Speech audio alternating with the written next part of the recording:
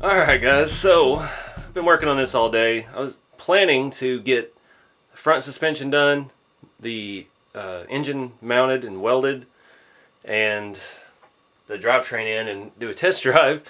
But we got the motor transmission mounted, the RC motor and transmission. Got the rear drive shaft in.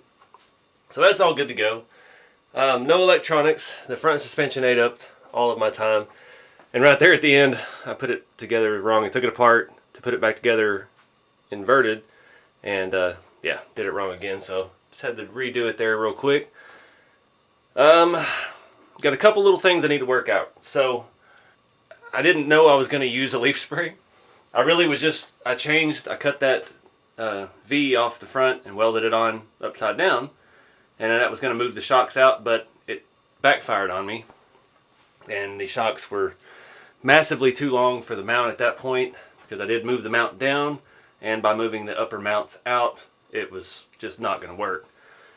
So that got me thinking about the space that I had made in the front rods and how a shackle would fit there. And it would have been easier just to have left the front mount the way that Wes had made it, and I could have put one really good clamp on there, welded something to it, U-bolted the axle down, and bada boom, it would have been an easy leaf spring mount. So I didn't want to cut that off again and go through all that, so made it work. We got two clamps on the front. They are a little loose. I'm not sure how to combat that, because I really need to put some kind of rubber in there to keep the leaf spring from sliding side to side. I mean, it's not bad, but once we get the weight of this thing loaded down with the battery and the interior and everything, and we're actually driving it, I'm sure it'll slip side to side. So we're going to have something up there to lock that leaf spring clamped into where it is. It fits so tight right now, I don't have anything that would fit in there that would hold it, short of sandpaper. That might work, actually. Throw some 80 grit. But I don't know. We'll cross that bridge another time. So these front arms are so long. We've got 100 mil, and then we have the space for the shackle, and then we have 40 mil.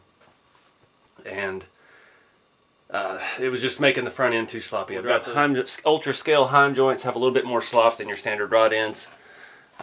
So we needed something else, and then I got thinking, I used the bottom shock mount.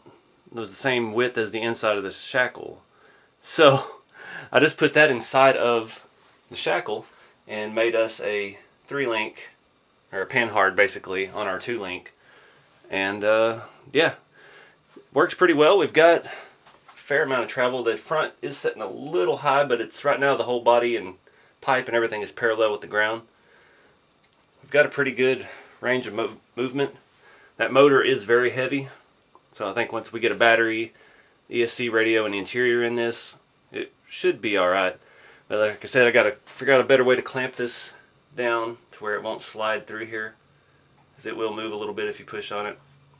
We've got to keep the angle of those shackles even on each side so that it doesn't flex. You know, when you hit a bump, it doesn't one side go up easier than the other, and so on. But that keeps the front end tracked and true, and yeah, worked out pretty well. I had to add a little spacer in there to get the distance right, get everything jiving. But yeah, it's working out pretty good so far. I still haven't decided what I'm going to do about the wheels. These wheels did come pre-glued. These are the kit wheels on those Sin Racing F450, so really don't like the red, and I'm dreading trying to paint them or something with the tire on, and I definitely don't want to try to do it with trying to take the tire off. That would just be not good. I know there's some tips and videos out there on how to remove glued tires, but it's just a hassle. What we may end up doing is we may buy another set of wheels and tires. I'm not sure. They've got their chrome ones out now, but honestly I don't know about chrome, because we have all this airbrushed chrome stuff that Wes did, the tank, the grill, the stack.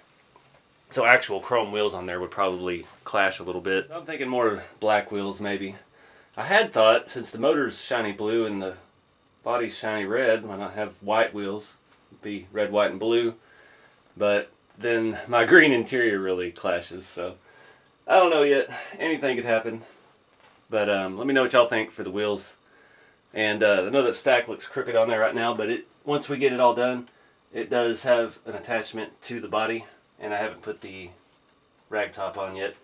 I may have to go through, he's got styrene braces through that rag top that are supposed to slide into a track that's on the actual body. I'm not sure if that'll be strong enough. I may have to come back through and cut some little metal strips or something. Maybe paper clips to make the little crossbars for the rag top. But definitely like the rag top. I always was a fan of those. So I'm going to wrap this video up here, guys. Like I said, I've been out here all afternoon and some of the morning. I appreciate y'all watching. Comment below what you think about the wheels and about the stance. I'm pretty happy with it. One issue I am probably going to have to address, the rear 4-link with the same style leaf spring setup. It only has one leaf on here, and it's leaning a little bit. So I don't know if we pack some more leaf springs on that or something. It is leaning a little to one side. It's causing me some trouble trying to get the front suspension lined up. So we may add a couple leaf springs to that, see if it fixes it. If it doesn't, we may have to add some shocks. Do some outboard shocks or something up here. I don't know. Something to think about. That thing looks mean with all them tires. It's a lot of rubber. But yeah, I'm going to wrap it up, guys. Thank you for watching. Keep it scale, and I'll see y'all in the next video.